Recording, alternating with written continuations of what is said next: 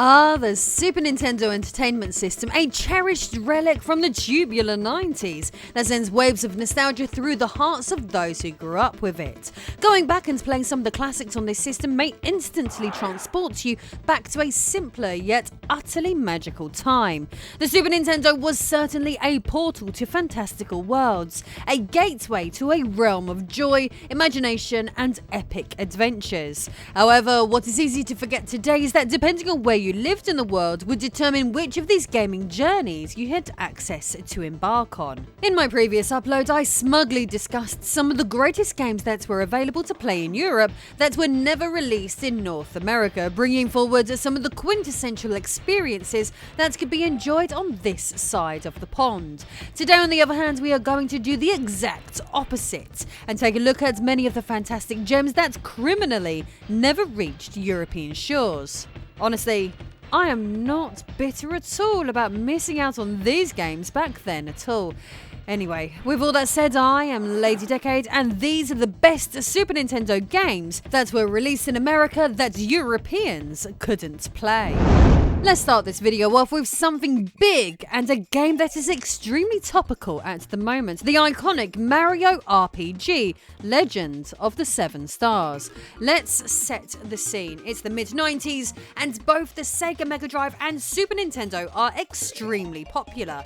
At the time, Mario wasn't just a character, but an idol worthy of adoration. Children's rooms were often shrines adorned with posters and merchandise, a testament to their unabashed love for the iconic plumber. So with that said, it's no wonder that so many kids in the UK would become excited seeing this game within the hallowed pages of Nintendo Magazine System, the UK's answer to Nintendo Power. At that point, to most British children, the term RPG was nothing more than a jumble of letters. Its significance remained elusive, a secret code that only the initiated could decipher. But one thing was for sure. The graphical style looked amazing. The desire to plunge into this uncharted territory where Mario assumed a new dimension became an insatiable longing for many. However, sadly, such a game never did appear on the Super Nintendo on the continent. In this game, the essence of traditional RPG elements blended seamlessly with the platforming mechanics and Nintendo's signature magic, offering an experience that transcended mere gameplay. As Mario jumped through isometric landscapes and engaged in reaction-based attacks, the fusion of nostalgia and discovery created a symphony that resonated with many people who played it. However, for us in Europe, we never had the joy of experiencing this one until the likes of PC emulation became popular, with it not seeing an official release until the days of the Wii Virtual Console. Fortunately, as of today, with a full-blown remake recently being created, this new version of the game has been available for the exact same amount of time as the US version, so thankfully times have changed. Lufia and the Fortress of Doom, crafted by the skilled hands of Neverland and published by Taito, never made it to European shores. As the first installment of its series, Lufia and the Fortress of Doom unfolded its narrative in the realm of traditional role-playing excellence. Embarking on a journey through pixelated landscapes adorned with 2D character sprites, players found themselves immersed in a world where the unfolding story was as captivating as the meticulously designed environments. The core gameplay experience resonated with the familiar beats of a traditional RPG, with each step forward bringing encounters with fantastical monsters. The game has since earned its place in the annals of gaming history, not merely for its mechanics but for the enduring resonance of its story and characters. Essentially, it delivers a decent JRPG experience, which once again Europe was deprived of. Fortunately, the game sequel would arrive on the hardware in the region, curiously named simply Lufia, but the original remained unreleased. Let's delve into the vibrant and whimsical world of Kirbys Dreamland 3, a platforming gem that graced the Kirby series and stands as the sequel to the beloved Kirbys Dreamland 2 on the original Game Boy. Notably, this enchanting installment holds the distinction of being the final game published for the Super Nintendo Entertainment System in North America, marking the end of an era in the realm of 16-bit gaming. However, the journey of Kirbys Dreamland 3 was not without its challenges, as it encountered encountered roadblocks that prevented its release in both Europe and Australia during its initial debut. Issues related to power conversion complexities are reportedly the reason the game never made it into the Eurozone. In terms of gameplay, Kirbys Dreamland 3 adheres to the tried and true platforming mechanics that have become synonymous with the Kirby franchise. Players guide the lovable pink puffball Kirby through a delightful landscape where he can pull off all of his usual tricks, including his trademark move of inhaling enemies. In classic fashion, he can copy his victims' unique abilities, a dynamic feature that has long been a hallmark of the series. With an additional 6 charming animal friends and beautiful pastel graphics, the game stands as a worthy entry in the Super Nintendo library. This one delivered cute and cuddly fun, but unfortunately not if you lived in Europe. Venturing further down the rabbit hole of games we didn't get, we encounter a classic RPG duel developed by Capcom in the illustrious year of 1993, Breath of Fire. This installment served as the inaugural chapter in a long-running series, with its sequel Breath of Fire 2 later managing to secure a coveted European release. A distinctive trait of the series is its connection to anime art style, evident in the original box art of Breath of Fire. Yet, alas, the Japanese culture-hating hands of American marketers intervened, tearing apart the delicate fabric of this aesthetic with a peculiar penchant for replacing it with imagery featuring heavily muscled men. The fixation on hyper-masculine visuals, often synonymous with steroid-induced physiques, becomes a curiously recurring theme in the narrative of American marketing. It was easy to see that American businessmen were absolutely obsessed with big, sweaty men. I mean, even Luke Skywalker's Star Wars figure from 1995 was built like He-Man, for example. Steering back to the core essence of Breath of Fire, the game itself is a traditional role-playing masterpiece that ticks all the right boxes. Players traverse diverse landscapes, ranging from bustling towns to treacherous dungeons teeming with traps and monsters, employing strategic movement in 4 directions. Breath of Fire emerges as a paragon of its genre, standing proudly with its beautiful artwork, captivating narrative and engaging combat sequences. Despite the peculiar twists in its marketing journey, Americans could enjoy this, but Europeans couldn't. Evo Search for Eden is another intriguing title that would never make it to Europe. This experimental game challenges not only the limits of side-scrolling, but also the boundaries of scientific exploration. Released in 1992 by Enix, Evo Search for Eden intertwines the platformer genre with role-playing elements, inviting players to navigate a creature through a series of side-scrolling levels while undergoing fascinating bodily evolutions amidst ever-changing environments. What makes Evo Search for Eden stand out is its reliance on the scientific theory of evolution, a concept that, surprisingly, stirred controversy in certain quarters, particularly in the United States. Standing as a testament to Enix's bold creativity, its uniqueness, blending education with entertainment, garnered generally positive reviews at the time, solidifying its place in gaming history. This one might not be one of the greatest games ever made, but it certainly is amongst the most novel, making it a crying shame that evolution passed Europe by. Final Fantasy IV left an indelible impact on its respective genre. When it initially set forth on its quest in 1991, it bore the moniker Final Fantasy II in North America, a quirk owing to the fact that certain installments in the series remained exclusive to Japan at the time. Meanwhile, the PAL regions, including Europe, were still awaiting their inaugural dose of Final Fantasy magic, with no mainline entries in the series yet to be published. Final Fantasy IV weaves a captivating narrative that follows the odyssey of Cecil, a dark knight whose destiny entwines with the ominous sorcerer Golbez. The crux of the tale revolves around thwarting Golbez's malevolent scheme to seize powerful crystals and plunge the world into darkness. Delving into the European gaming landscape, the first taste of this iconic title arrived through the re-released version on the PlayStation in 2002.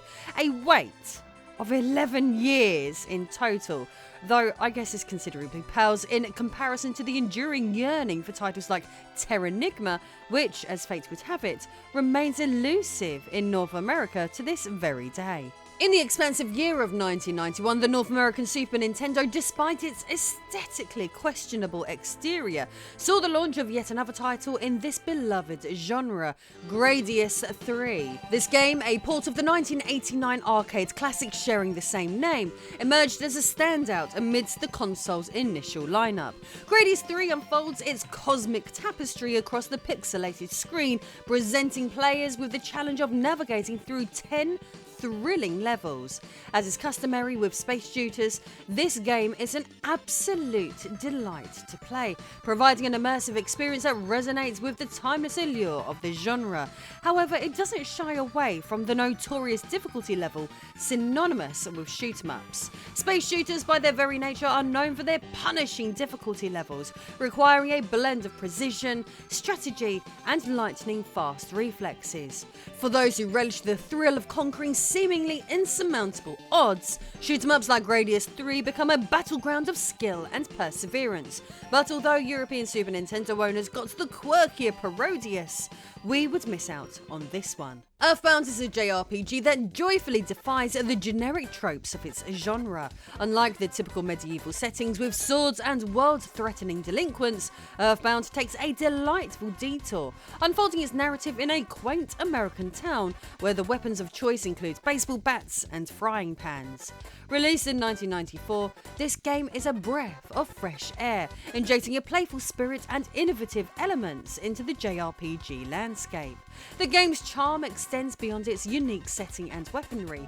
Its style and story add layers of interest. However, comparing art styles and narratives, it seems that Nintendo seemingly drew inspiration from the French children's movie The Magic Roundabout.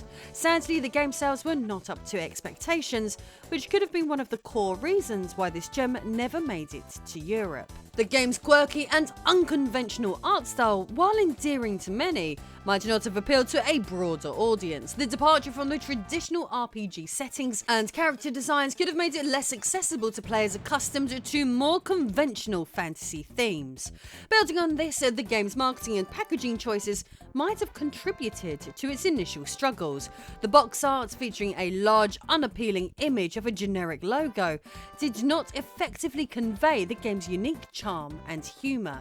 This game stinks probably wasn't the best marketing slogan, but it stinks even more that Europe didn't get this game until the days of the Wii U. Our next contender, Final Fantasy VI, marked the third installment in the Final Fantasy series for North American audiences, effectively being released as Final Fantasy III over there. However, across the Atlantic in Europe, the anticipation for a proper Final Fantasy experience remained unfulfilled. In fact, it wasn't until the enigmatic arrival of Final Fantasy VII that European gamers were introduced to the captivating realm of the long-awaited franchise, proving once and for all that there was a demand for this style of gaming in the region. The absence of the preceding 6 entries in the series left many scratching their heads, wondering about the untold tales and unexplored worlds that had eluded them. Back on subject, still as of today, Final Fantasy VI stands as one of the best in the Final Fantasy series, renowned for its compelling narrative, diverse characters, and innovative gameplay. The game's emotionally resonant story explores themes of loss and redemption, featuring a memorable cast of characters, including the iconic villain Kefka, the innovative Esper system allowing customization of abilities, and the inclusion of unique gameplay elements contributed to its immersive experience. Visually striking for its time, the game showcased technical achievements on the SNES, while Nobu Uematsu's exceptional music score enhanced the emotional impact of key moments. Final Fantasy VI remains a timeless classic, celebrated for its pioneering storytelling techniques and lasting influence on the RPG genre. In my opinion, Chrono Trigger undoubtedly takes the crown as a monumental achievement in gaming, deserving accolades as one of the best JRPGs of all time, perhaps at the very pinnacle of Super Nintendo gaming, and an exemplar of unparalleled artistry on the system.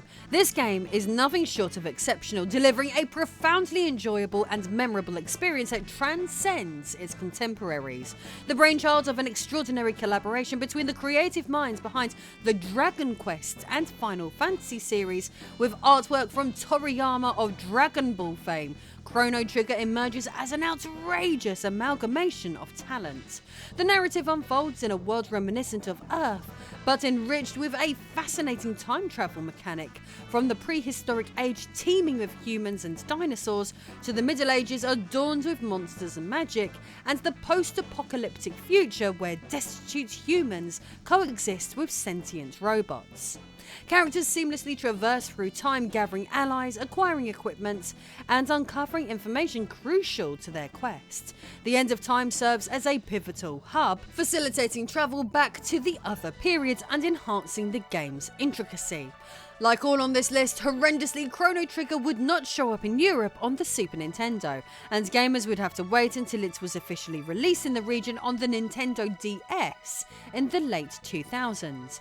In the grand story of gaming, Chrono Trigger stands out not only as a masterpiece of the JRPG genre, but also as a beacon of quality, the gold standard, if you will. Looking at many of the games featured in this video, an intriguing yet disconcerting factoid emerges when we delve into the realm of turn-based role-playing games on the Super Nintendo. Hardly any of the greats from the genre made it to Europe. This revelation underscores the stark reality that the Super Nintendo, celebrated as one of the most ultimate JRPG consoles in the United States, failed to witness the majority of these games being released in most Western countries. The absence of these games in PAL regions can be attributed to the multifaceted challenges that publishers faced during the era. Japanese role-playing games were still an unproven and unestablished genre in the early 90s, particularly in the European gaming landscape. The diverse array of languages across Europe further complicated matters, necessitating costly translations that posed a considerable risk, given the uncertain market for such titles.